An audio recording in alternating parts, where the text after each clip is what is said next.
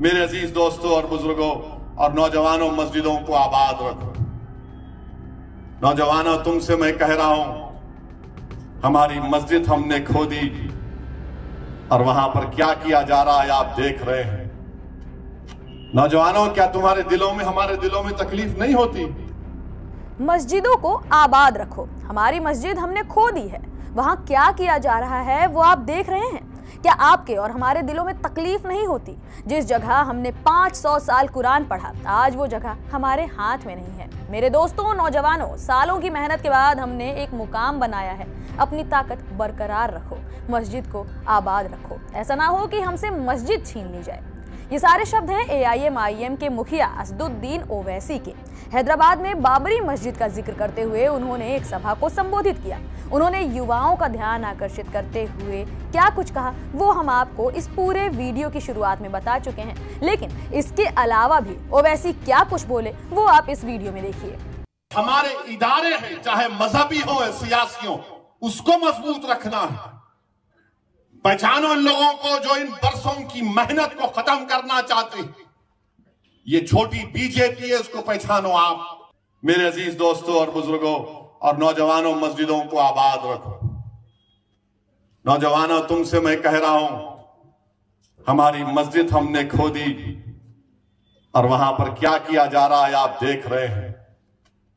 नौजवानों, क्या तुम्हारे दिलों में, हमारे दिलों में तकलीफ नहीं होती कि जिस जगह पर हमने 500 साल हय्या अल सलाह और हय्या अल फलाह की सदाएं दी, जहां पर हमने बैठकर कुरान करीम का जिक्र किया, जहां पर हमने बैठकर सलातो सलाम के नजराने पेश किए, आज वो जगह हमारे हाथ में नहीं है।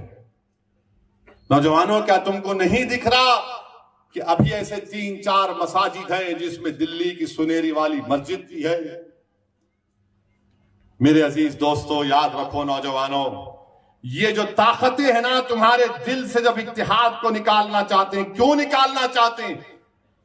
मिली गीरत को खत्म कर दिया जाए, मिली हमियत को खत्म कर दिया जाए। बरसों की मेहनतों के बाद आज हमारा एक मुकाम हमने पैदा किया, तो ये आपको इन चीजों पर गौर करना है। अपनी मिली हमियत को, मिली अपनी ताकत को बरकरार रखिए। नौजवानों, मस्जिदों को आबाद रखो। कहीं ऐसा ना हो कि मस्जिदें हमसे छीन ली जाए।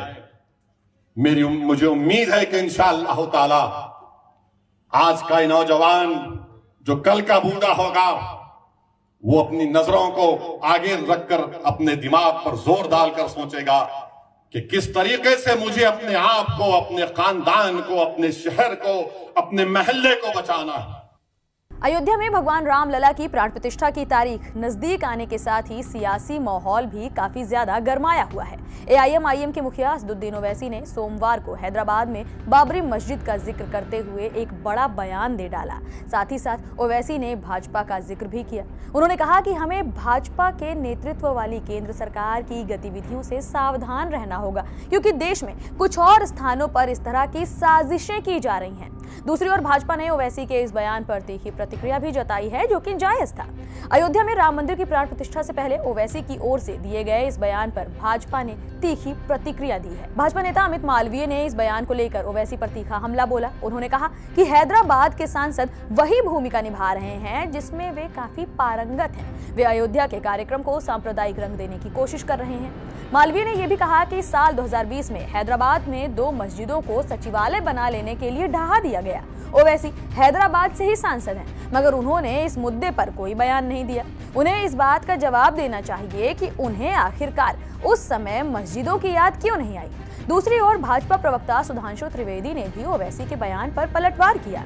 सुधांशु ने कहा कि अगर ओवैसी ऐसा कह रहे हैं तो उनकी बात का यही मतलब निकल रहा है कि शायद अब मुसलमान नौजवानों की रुचि मस्जिद में जाने में कम हो रही है। वहीं सुधांशु ने यह भी कहा कि जिस तरह ओवैसी ने कहा कि 500 साल से मस्जिद थी, उसका जिक्र डॉक्यूमेंट्स में क्यों नहीं है।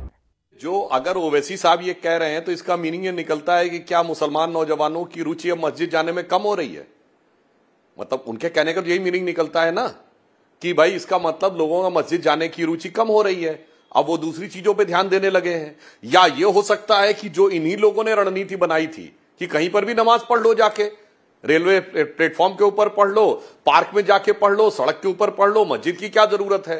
तो अब वो तय करें कि वो ऐसा क्यों बोल रहे हैं। अब वो कहना चाहते हैं कि अब डिसिप्लिन्ड हो जाओ और सड़क, प्लेटफॉर्म, रेलवे स्टेशन से नमाज करना छोड़ के मस्जिद में पढ़ो, या उन्हें इस बात का डर लग रहा है कि अब किसी दूसरी चीजों को युवा जो है ज्यादा महत्व देने लगा है। जहां तक उन्होंने कहा कि 500 साल हमने वहां पर मस्जिद थी, तो मैं ईमानदारी से पूछना चाहता हूं जनाब, अब सारे डॉक्यूमेंट्स तो सामने आ चुके हैं।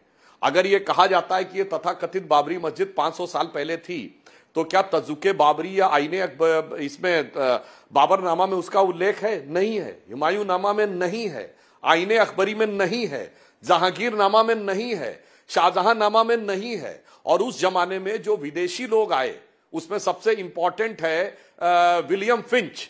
विलियम फिंच बाबर के 60 या 70 साल बाद आया। उसने क्लियर कट वहां के ऊपर मंदिर, रामकोट और पूजा का पूरा उल्लेख किया, और कई साल अयोध्या में रहा है। उसने मस्जिद का उल्लेख नहीं किया है। हां, मस्जिद का उल्लेख आता है जोसेफ टिफेंसलर जब आता है, वो औरंगजेब के बाद आया है 40-50 साल के बाद। वो कहता है कि एक हिस्सा हिंदुओं के पास है, एक हिस्सा वहां पर मस्जिद है। और मैं ये भी पूछना चाहता हूं कि भाई मुगल डॉक्यूमेंट्स में इसे मस्जिद जन्म स्थान क्यों लिखा गया है?